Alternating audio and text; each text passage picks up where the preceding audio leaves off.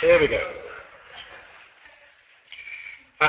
This brings the complete building into state care. The talk will be in two parts. Firstly, I'll look at the development of the cult of St. Winifred and show how it led to this remarkable jewel box of a late perpendicular chapel. Sian will then pick up the story of the only place that survived all attempts to suppress the Catholic faith in England and Wales, and she will go on to describe the particular challenges of conserving this magnificent building whilst it remained in daily religious use. There are two lives of the saint surviving from the mid-12th century and a later Welsh life of St. Bueno, which describe the martyrdom and later life of St. Winifred. To summarise, sometime in the 7th century, Gwenfrey, or Winifred, daughter of a Welsh landowner living in the Sachnant Valley in northeast Wales, and staying with them was the blessed prelate Bueno. One day, when her father and mother were at Mass, a local prince, Caradog, came to their house and pressed his intentions on her and offered to make her his concubine. Alarmed, this chaste virgin said she would go up to her chamber to get changed, and whilst doing this, attempted to escape by running to the church. Caradog caught up with her, cut off her head with his sword at the door, after which her head rolled into the church. When Bueno saw what had gone on, he picked up her head, prayed to God, and placed it back on the body.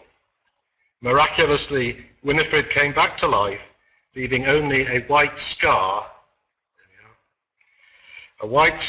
around her neck as the sign of her martyrdom. At the point where her head and blood had fallen, a great stream of water burst forth, and Bueno is said to have erected a church on the spot. Winifred stayed in Holywell for 7 years before moving to a convent in Gwytherin, where she became the abbess. And in 1138, following the expulsion of the Normans from Gwynedd, Prior Robert of Shrewsbury set out with the Prior of St. Werburgh's, and there they exhumed the relics of St. Winifred and took them on a 7-day journey to Shrewsbury, where they were greeted with great rejoicing. Fragments of her reliquary survived at Gwytherin, and these have been discussed in the Society's Journal by Nancy Edwards and Tristan Gray Holtz. Dean Pritchard wrote that Winifred had a multi-powered role of virgin, martyr, healer, that of an abbess, and exemplar of monastic virtues. St. Winifred's shrine, this is Holywell here in northeast Wales, and its associated church at Holywell became a political pawn in the struggle between Anglo-Norman lords and Welsh princes for supremacy in this part of the March of Wales. The chart on the left, rather fuzzy, shows the series of events leading up to the confirmation of the grant of Holywell and its chapel to Basingstoke Abbey by Prince Dafydd ap Llywelyn in 1240. Despite a number of important pilgrims such as Richard I, the well does not seem to have attracted wide interest. Notably, Gerald of Wales, when accompanying Archbishop Baldwin on his tour of Wales in 1188, stayed at nearby Basingstoke Abbey, but made no mention of either the well or pilgrims.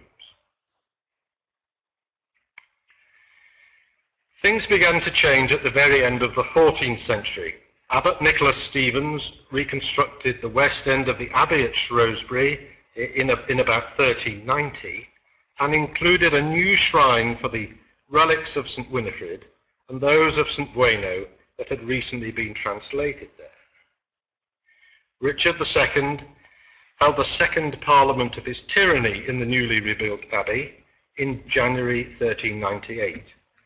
And later that year he made 2 tours of the northwest Midlands, staying each time at Holt Castle. He's said to have made a pilgrimage to Holywell, and he certainly founded a royal chantry in the parish church there, as well as subscribing to a pilgrims' hostel near the well later in 1398. and Archbishop Walden of Canterbury ordered that St. Winifred's feast day of the 3rd of November should be kept with 9 lessons in his province.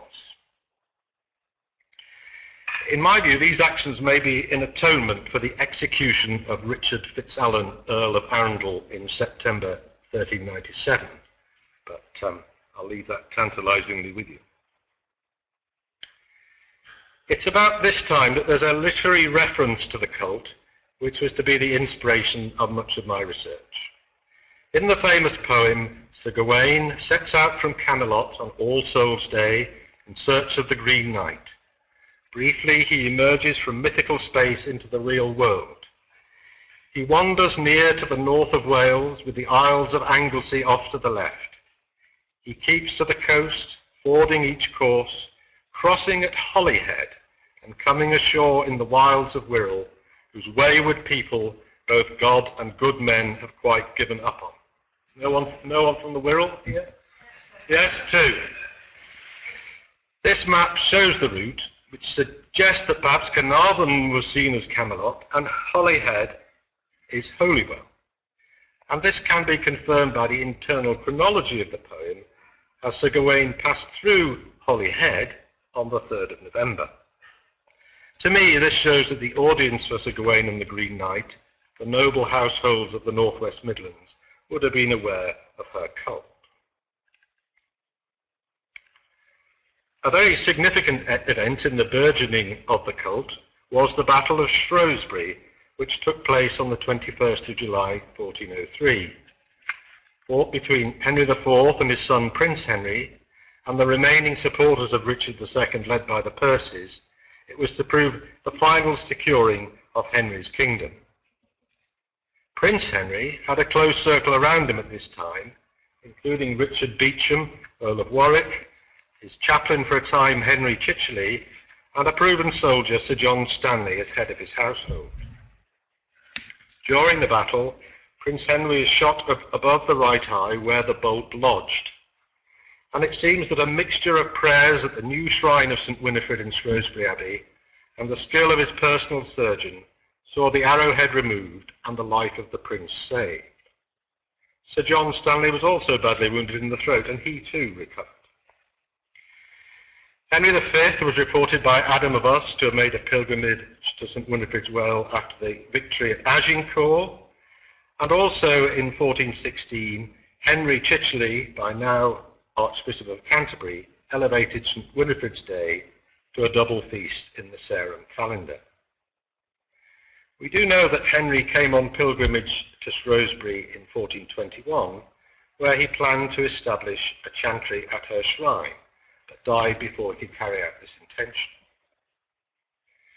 The magnificent burial chapel at St. Mary's, Warwick, built for Richard Beauchamp, includes an image of St. Winifred in the glass of the east window, and to the 4 saints commemorated in this window, including Shrewsbury Abbey, he granted a gold statue of himself weighing 20 pounds and had it placed upon the shrines at Shrewsbury.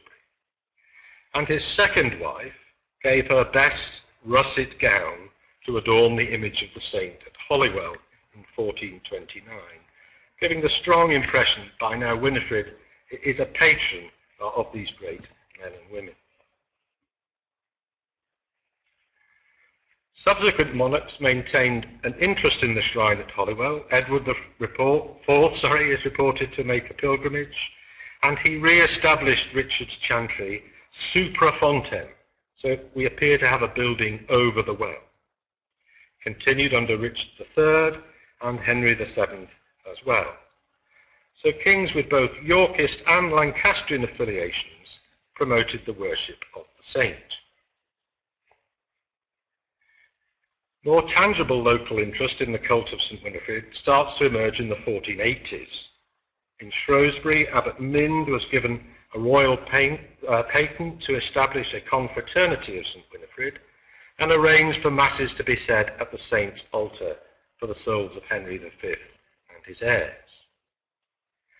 Anne Sutton has shown that the printed life of St. Winifred produced by Caxton in 1484 for the Mercers Company in London was linked to several members of this confraternity back in Shrewsbury. And sometimes the dedication to Lady Margaret Beaufort has been used to support the argument she was the main patron at Holywell. Having established this historical background, I will now look at the physical evidence for the growing interest in the cult of St Winifred after the Battle of Bosworth in 1485. Several major buildings were constructed along the pilgrimage route from Shrewsbury to Holywell, and all these buildings have some associations with the Stanley family. So you started at Shrewsbury and you moved northwest to the next stop, which is another St Winifred's well at Woolston, about 12 kilometres northwest of Shrewsbury. Traditionally, this is where the bones of St Winifred were washed on their journey from Gwytherin to Shrewsbury, and the red lichen on the stones in the well is said to be traces of her blood. What survives today is a timber frame building, oversailing and contemporary, with a well chamber and two stone-lined troughs, with steps down to allow pilgrims to bathe. The layout is a simplified version of what we will find at Holywell, allowing pilgrims to gather and pray in what acted as a simple upper chapel, exit, walk down and pass through the upper bath where they could kneel before a statue niche and view into the miraculous spring. This little known building is now a landmark trust property, and they commissioned Dan Miles to do tree ring dating, which produced felling dates in the period 1478 to 82. Timbers were normally used within a very few years of felling. By the time the Woolston Chapel was built, the site was on the estate of George Stanley, Lord Strange, son of Thomas Stanley, later Earl of Derby, stepson of Margaret Beaufort, and nephew of Sir William Stanley, all prime movers in the success of Henry Tudor. Lord Strange had been a hostage held by Richard III prior to the Battle of Bosworth in an attempt to secure the Stanleys' loyalty, and his deliverance following Henry VII's victory may be commemorated in the modest building at Woolston. The route continued through lands owned by the Stanleys. Sir William was Marcher Lord of Chirk and Bromfield and Yale, and the church at Wrexham was rebuilt in the late 15th century and includes Stanley badges in its decoration. A few miles further on is the even more magnificent Church of All Saints at Gresford. Described as the finest parish church in Wales, the church was rebuilt under the patronage of the Stanleys at the very end of the 15th century, with the glass in the east window being donated by Thomas Stanley. The dedication of Gresford to All Saints may be because it's only 2 days' walk to Holywell, where Winifred's feast day was celebrated on the 3rd of November. Gresford was famous for containing a miracle-working image of the Virgin Mary, and the layout of the chancel allows for an ambulatory around the rear, perhaps to view this image. And in the north transept, there is a lady chapel with, again, very fine stained glass relating to her life, donated by Welshmen, including this image of the Assumption, and St Winifred shared many of the attributes of the Virgin, and their cults become intertwined in this Stanley patronage. Halfway from Gresford to Basingstoke is St Mary's Church Mould, a lordship held by Thomas Stanley, where he was the likely patron of the church. It too has a range of Stanley emblems and badges, and the arms of Henry VII visible over the north door.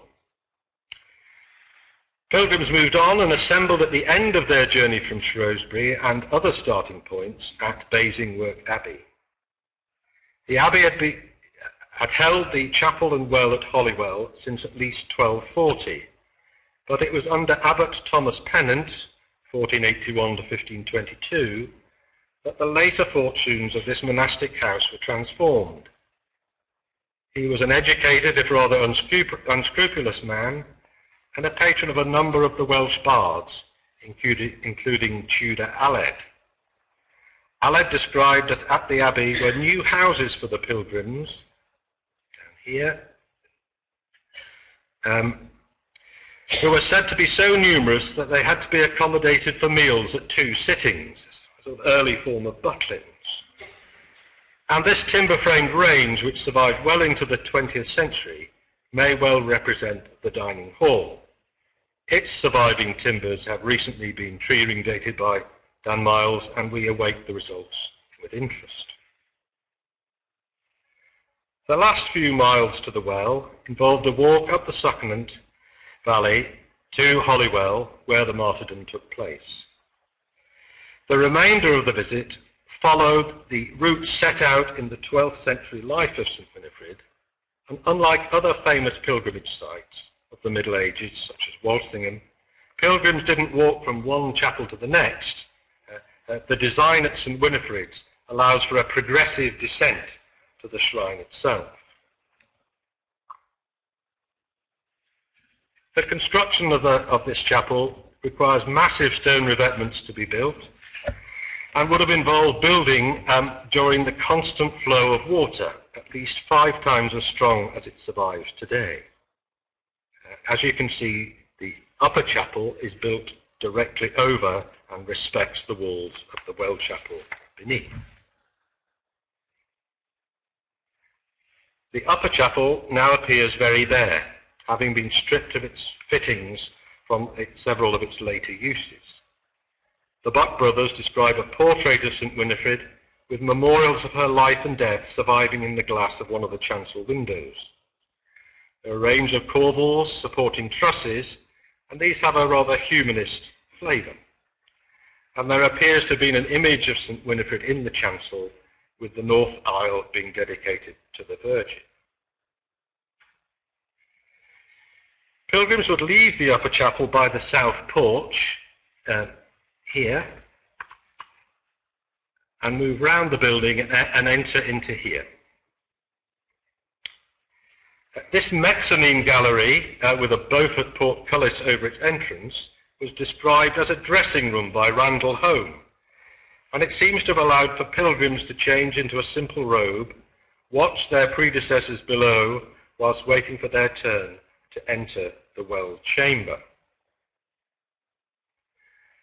Pilgrims would then leave this dressing room and walk down again and then enter through this doorway here into the main part of the chapel. That's entering in here. From this point, pilgrims entered the well chapel and would circle clockwise around the ambulatory, passing each time through and in front of the well here. And end up on the third circuit in front of the shrine, the great statue niche, which Sian will show you later. The well basin is designed as an 8-pointed star and had a curving bow window in front of it here, through which pilgrims would look at the mighty well, and there's lost tracery, a sort of bird cage of tracery above this window, and we'll discuss that a little more later. Pilgrims left the well chapel by the door to the side, and then went outside to kneel on the stone of St. Bueno in the lower basin for further prayers, and returned back the way they came to complete their visit to the shrine. This massive pendant boss hangs over the well and shows 6 scenes from the life of St. Winifred, with the Garter Royal Arms on its base, and a coronet of angels connects it into the main font. There are a wonderful selection of carved ornament and bosses throughout the well chapel. I think there are 89 individual images, You can group them into religious images. We have a coronation of the Virgin on screen, and this famous image of the pilgrim carrying a lame companion. There are royal emblems, there are Beaufort family emblems, there are plenty of Stanley emblems, legs of man, eagle and child, and so on, including also grotesques and foliage. But as yet, no clear pattern to the iconography has emerged.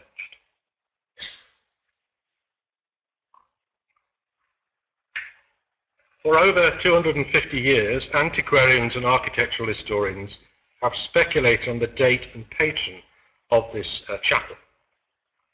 Thomas Hearne, the antiquarian, wrote in his notes in 1732 that Margaret, Countess of Richmond, erected the chapel over St. Winifred's Well, and that the same workman also built Henry VII's chapel at Westminster and the tower of Wrexham Church.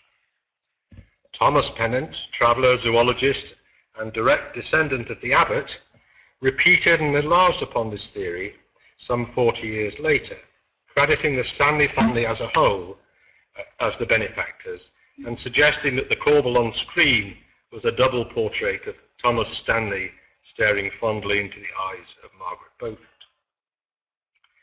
And conventionally, people have dated the chapel from these associations between 1495 and 1510, when the principal players had all died.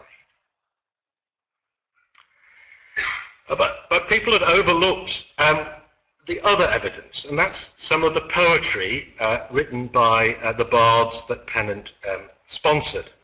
And here we have an extract from an Awdl written by Sian Rees that specifically credits Abbot Thomas Pennant as the builder and gives us the date 1512.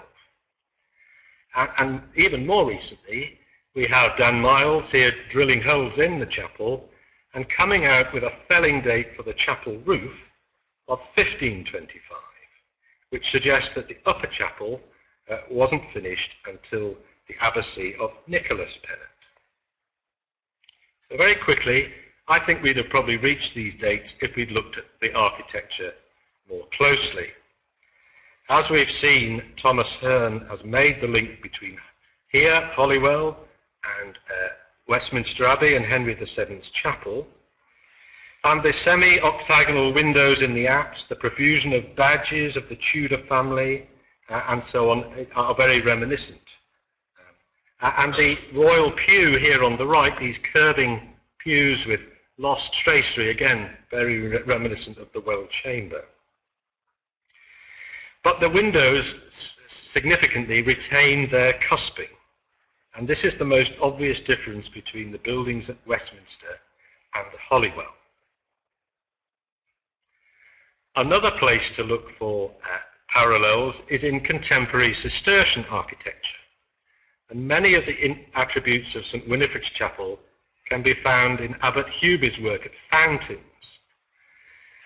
When Huby became abbot in 1495, he was also a reformator of the Cistercian order, and as such would have had to deal with Thomas Pennant, who fathered several children, as well as undertaking some rather shady land deals. But perhaps Pennant's famous charm and hospitality won Huby over, and they exchanged names of master masons. I think there are strong similarities between Fountains and Holywell. And in domestic architecture, you start to see not only the star-shaped window, but the plain uncusped lights in Thornbury Castle from 1511, and then used consistently here at Hengrave from the 1520s. So I think the architectural ornament confirms the Dendro and Welsh poetic dates. So, to conclude my section of this talk, the cult of St. Winifred only seemed to have local importance until the end of the 14th century. The rebuilding of the west end of Shrewsbury Abbey and the holding of the Parliament there in 1398 initiates royal interest in her cult from the end of the reign of Richard II onwards. This was reinforced by events following the Battle of Shrewsbury in 1403, where St. Winifred's intervention was seen to save the life of Prince Henry. His inner circle continued to celebrate the saint in the aftermath of Agincourt, and she becomes one of the small group of saints who seem to have intervened on the side of English armies under the command of both Lancastrians and Yorkists.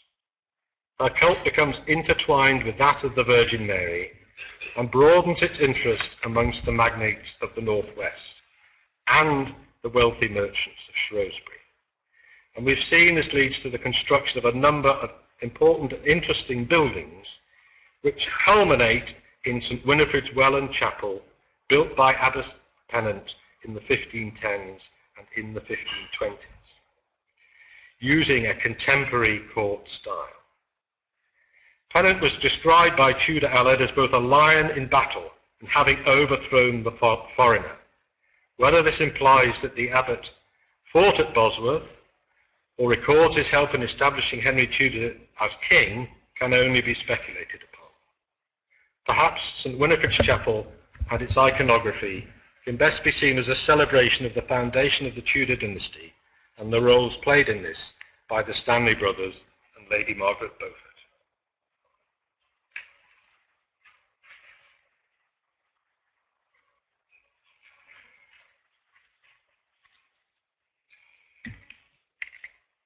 The history and the building of St Winifred's Well and Chapel, as we've seen, is remarkable. Remarkable also is the story of the survival of this shrine, which continued to attract pilgrimage in an unbroken tradition throughout the medieval period and from the dissolution right down to the present day. It has to be said that St Winifred's path through the first 300 years after the dissolution was anything but easy.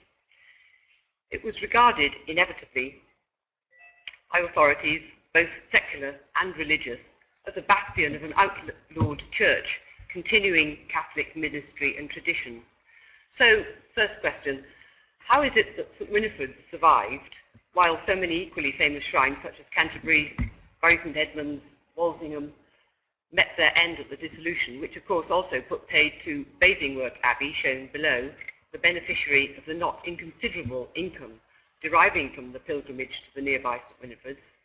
And second question, how does this continuation of long-standing tradition of pilgrimage affect the way in which we as conservationists work on a building as we seek to ensure its survival for future centuries? So the answer to the first of these questions, that of the survival, are various, I think, both sacred and mundane. Firstly, there's that of timing. Abbot Pennant's building, one of the last major constructions of medieval Catholicism, was, after all, built only a few decades before the dissolution. Its royal pedigree and its history of royal benefactors and patronage were impressive, and as we've seen, it abounds with sculptural references to the Tudor dynasty.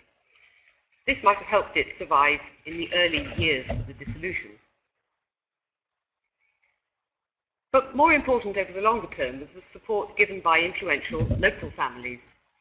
Catholicism in the northeast of Wales remained strong after the dissolution, with wealthy families like the Mostins and the Edwards, whose house at Llasnewydd near Chirk is shown here, continuing strongly to support Catholic worship both at their homes and at St Winifred's Well itself, which resulted in the persecution and the imprisonment and interrogation of some of these families, but not in their case in death. Less fortunate was Richard Gwynn, a Catholic school teacher in nearby Urbistock, whose determination to continue his old way of working led ultimately to his execution in 1584 in Wrexham. This support could sometimes be counterproductive. James's accession led some to hope that the legal restrictions on Catholicism might be relaxed or softened, but an eccentric series of plots culminating in the Gunpowder Plot was to prove disastrous. There was a pilgrimage led by Father Garnet to St Winifred's in September 1605, and it stopped at Catholic gentry houses en route, including the night before the pilgrim's destination at St Winifred's at Holt, home of the Stanleys, whose castle is seen here on the left.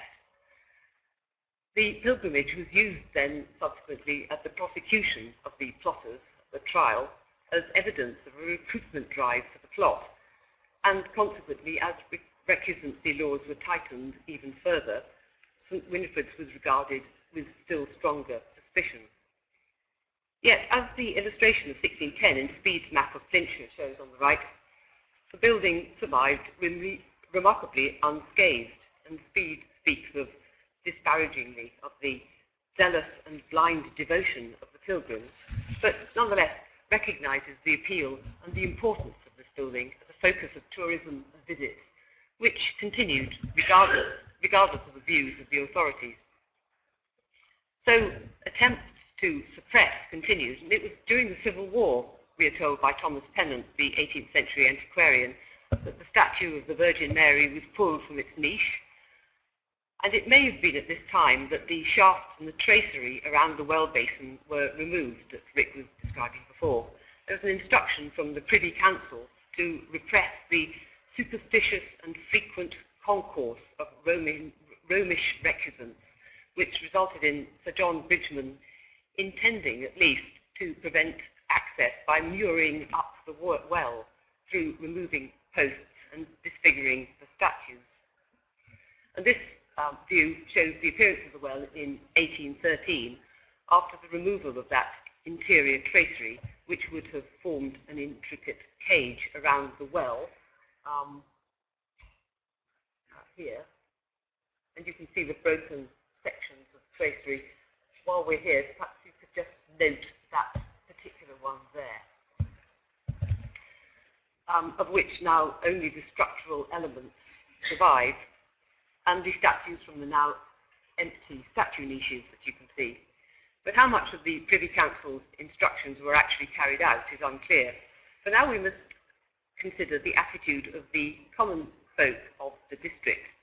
It was certainly not to the advantage of local innkeepers and businessmen that the good source of income deriving from the pilgrims should dry up. Neither, actually, was it to the advantage of the clergy, who likewise benefited financially from the pilgrims. The church at Gresford, we've seen a photograph of, complained in 1542 that since the cutback on pilgrimage, their income had reduced dramatically. Also, the well was associated not only with traditional devotion and pilgrimage, but also with seasonal merrymaking. Both the feast of St. Asaph on the 1st of May and Midsummer's Day involved processions to St. Winifred's, along with carol singing and piping and dancing. And at the same time, the Protestant gentry used the water of the well for washing and purification after, we're told, their sweating from good cheer and ill throwing of dice.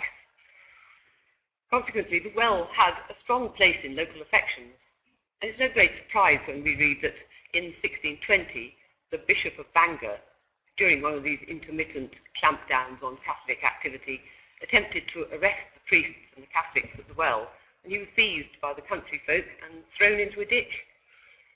Possibly most important of all was the fact that the well, holy or not, was the only water source for the growing towns of Holywell and Greenfield, and in times of trouble, it really wouldn't be so difficult to just snuff out the candles and continue to use the well ostensibly just as a domestic water supply, of which the local people really could not be deprived. After all, there were no relics of the saints housed at the well, as they had been taken and resided at Shrewsbury. The reputation of the well was further enhanced by the establishment of a Jesuit mission, tellingly again at Holywell, in 1590, of which in the 1660s the residence of St. Winifred's was given a separate status and administered a school at Greenfield on the site of the former abbey at Basingworth. The mission was well supported by local recusant families, though its priests did continue to meet periods of persecution and even martyrdom. The shrine, as this drawing of 1670 relates, continued to be celebrated for miraculous healing, but now the water issuing from the well and continuing down the valley began to be used for more prosaic purposes, the powering of industry. And you can see number C at the top, the water pounded up to drive the mill.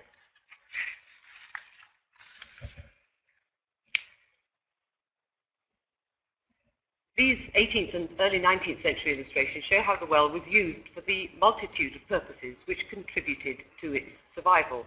We see on the bottom left washing and water supply, the gathering of the healing moss from the walls, which are by the side of the water, and they were supposed to be the hair of St Winifred, as well as tourists hanging about just looking at things on the bottom right, and the sick seeking cures, and you can see a man there with his crutches. Please note in passing the metal door here, behind the chap with the hat, to which I will return. And notice also the robes of the bathers upstairs in the dressing room. Also, if you've got good enough eyesight, and this is really quite difficult to see, but right at the back you can see a mill wheel opening through the opening at the back, showing the proximity of the industry. As the commercial world continued to encroach upon the land immediately adjacent to the well, hemming it in, as seen in these late 18th and 19th century views, the water harnessed in a wooden leat for the adjacent mill and brewery. This decline was not merely aesthetic, and the Gastineau engraving on the left is sufficiently detailed to give a vivid picture of the deterioration of the chapel roof. Visitors remarked on the busy clang of manufactories, as Coldfall put it, though they never refer to it impacting upon the serenity of the interior. And without wishing to gush, it's extraordinary how modern visitors, having taken their life in their hands to rush across the busy road immediately adjacent, still seem to remain affected by the tranquility which resides in the Well building. The rising number of pilgrims were boosted in 1893 by the granting of a papal indulgence of 60 days for souls in purgatory to the pilgrims to the Well, and numbers reached such a volume that the railway station to Holywell Junction was constructed in 1847 and a hospice built to accommodate the pilgrims. Father Beauclerk, the Jesuit missioner at Holywell, declared Holywell to be the Lourdes of Wales, and the cures and miracles wrought there were further publicised by the press. Apparently between 1895 and 1898, 95,000 pilgrims and visitors had travelled by train to visit St Winifred's, spending some £22,500. This is in the 1890s. I think Caddy would be quite enthusiastic about those sort of visitor numbers and some of its monuments now. Despite the importance of pilgrimage, commerce continued to exert threats. There were terrible battles between local people who continued to use the water for domestic supply, and you can see them on the top left-hand corner. The Roman Catholic Church, who wished the continuation of pilgrimage, and then new lead mining companies who wished to drain ever deeper mines to increase production. Opposition to these schemes involved, incidentally, one Professor Boyd Dawkins, the noted geologist from Cambridge. But commerce, as ever, triumphed, and the schemes went ahead. As a result of this drainage, as predicted, the well dried up in 1916, and hence the town of Holywell was completely without a water supply, and this caused, as you can imagine, quite an outcry.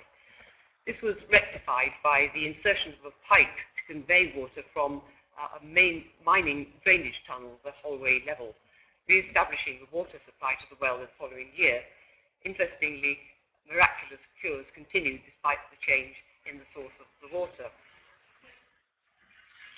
Thus we have the well and the chapel surviving into the 20th century, into what we might, I suppose, call the conservation age.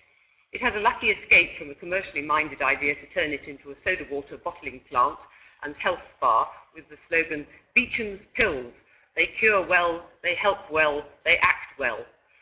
But all was not, in fact, well. We saw in an earlier picture the deteriorating condition of the chapel roof.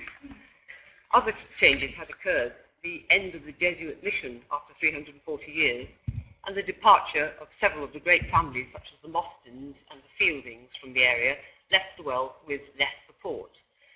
Arguments about ownership and control of the well had raged for years between Roman Catholic secular clergy, the Jesuit mission, the Anglicans, Holywell local board and successor administrations, the Mostin estate and the Marquis of Westminster, all of whom owned a lot of land adjacent, which resulted in a complex division of ownership and management.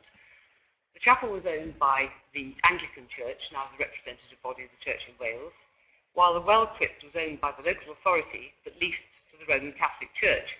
Into this mix then stepped the state, the Ministry of Public Buildings and Works, who took the ailing chapel into state care, but not the well below. The Ministry undertook considerable works to the chapel in the mid-20th century. All traces of the school, which had used the chapel until 1819, and the church furniture introduced for services and Sunday school were removed, and the interior left as the open space we can see in the contemporary photograph. Some people feel that this is bare and rather devoid of meaning. I think it's wonderful, actually. I think this open space is just redolent of tranquility and repose, and I love it the way it is.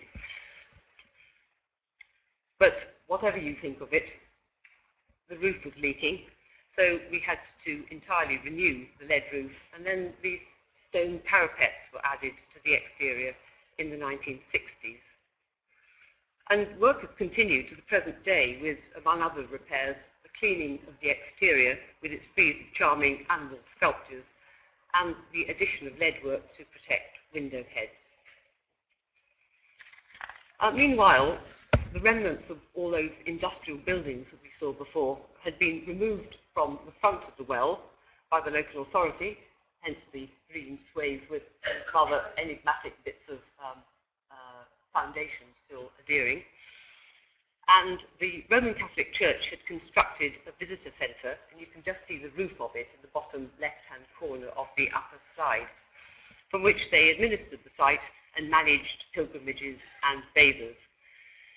But the well crypt itself has received little repair, other than the mid-19th century episode when the foundations were underpinned. Its appearance was sorry indeed, and actually you can see the division of ownership only too clearly from the cleaned upper chapel and the uncleaned lower well elevation. With its carvings blackened by fires, there are several documented fires in the interior, and centuries of pilgrims' candles, resulting in powdering and spalling of surfaces, salt efflorescence and carbonation.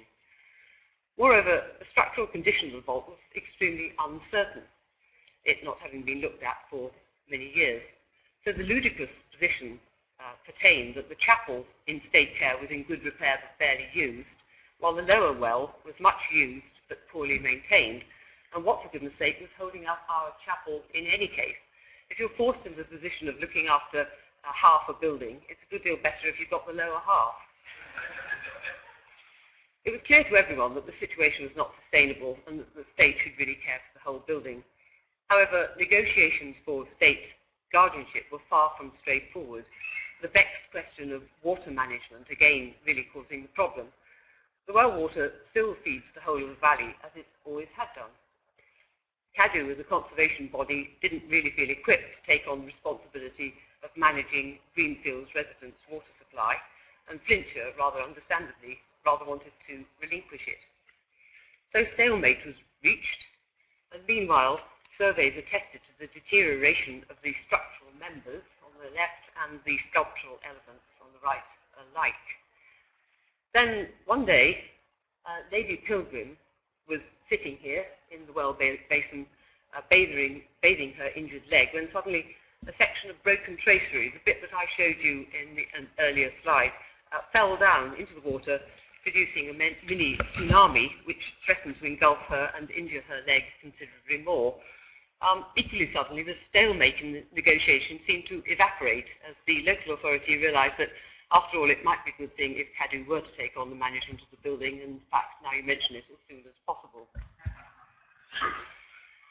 As our conservation programme commenced, we did have a few rethinks of philosophy. For example, we hoped to be able to detect the original decoration for the well. Among the innumerable surveys commissioned to record and examine and recommend, this one, recording the pigments discovered on corbels and architectural elements, confirmed that the interior had, as you would expect, been lime-washed on numerous occasions, and that there were discernible colours, the red on the arch members, a star design found intermittently, and patches of pigment, a green on the back of the sculpted animal shown here, for example. But no coherent overall datable design could be discerned, and no pigments could be shown to be a primary colouring dating to the medieval scheme. Thus, no cleaning philosophy could be adopted to reveal an overall scheme of decoration, and we therefore employed the safe practice of cleaning to the latest surviving layer of pigment. A survey of graffiti revealed a mass of names and drawings and scribbles recording pilgrims' visits through the centuries. And again, we were faced with an interesting conundrum. Above, we have a stylish carved lettering recording a 19th century cure of a visiting pilgrim. Good, interesting, historic, must be cleaned and preserved. On the lower picture, we have a recently scratched name recording another pilgrim's more recent visit. Bad, uninteresting, vandalism, must be removed. And from time to time, I did find myself wondering if it was really our place to make value judgments about pilgrims and their ability to carve lettering. Another change of mind.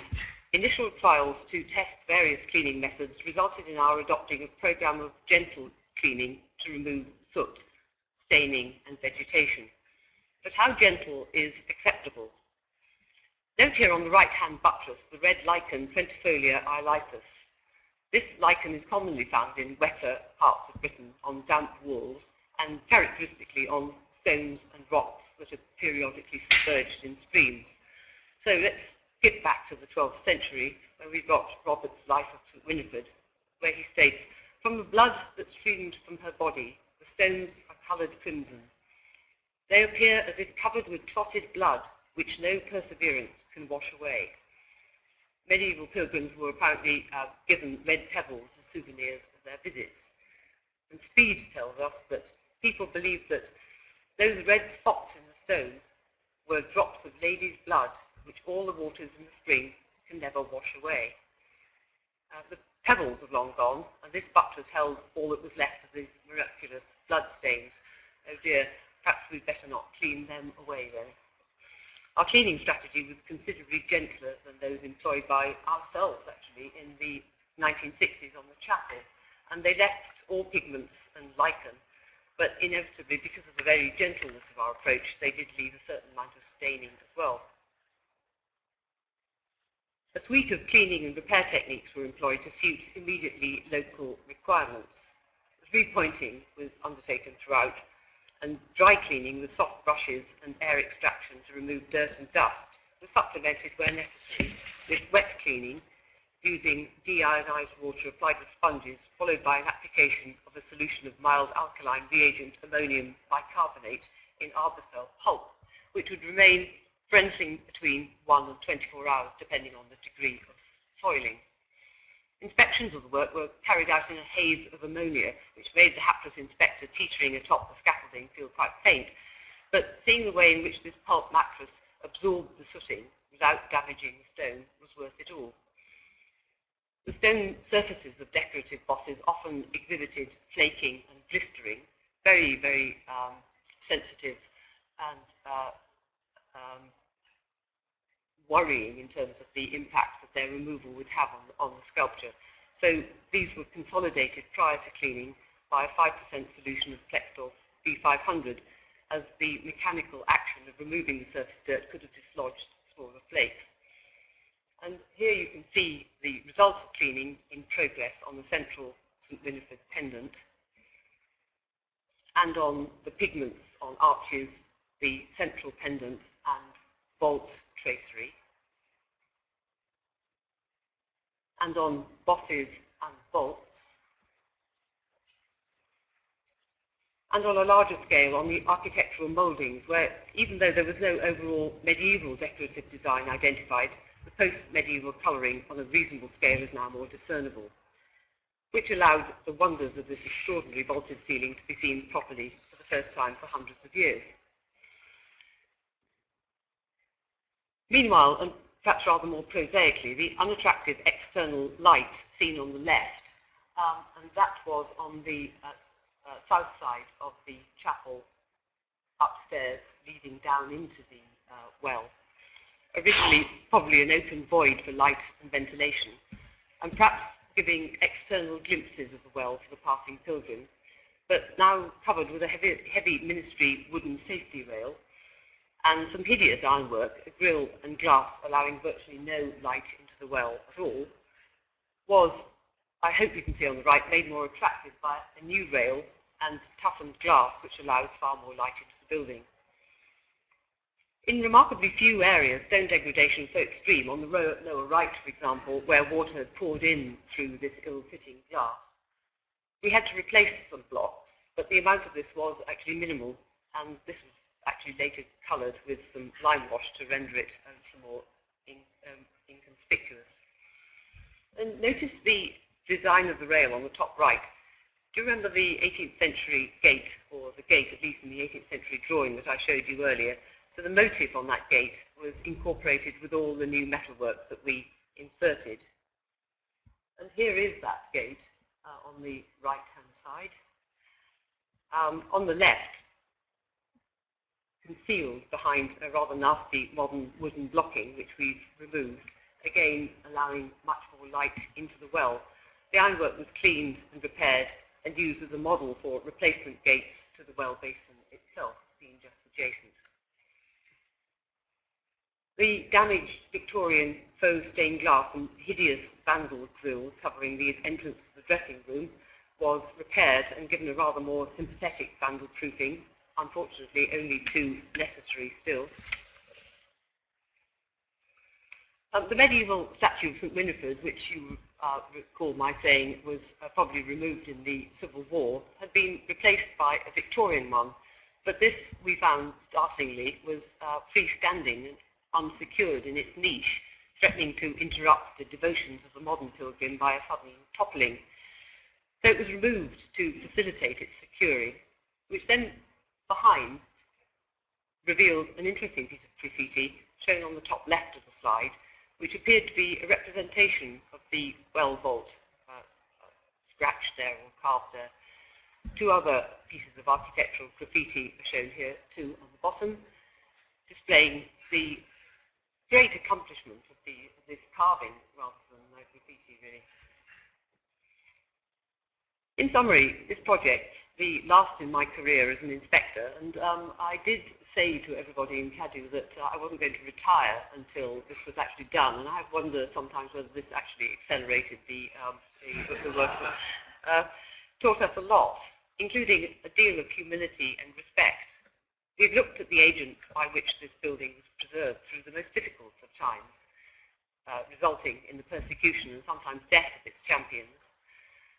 There were many reasons for its preservation, as we've seen, but the overriding one was that of the tradition of pilgrimage. So during conservation, we tried very hard to work around the pilgrims who stoically continue to visit throughout. We learned to recognize the importance of the maintenance of this tradition, of lichen, moss, access to the water, even the graffiti. The main ongoing problem is that of candles. Gradually, sooting will reoccur, I'm sure, though at least we can try to reduce its impact by sensitive management. But overall, our work has stabilized the structure, made it easier to appreciate the extraordinary beauty of the building, and almost more important than anything else, has allowed the whole building to be properly managed as a single entity for the first time for centuries. Thank you.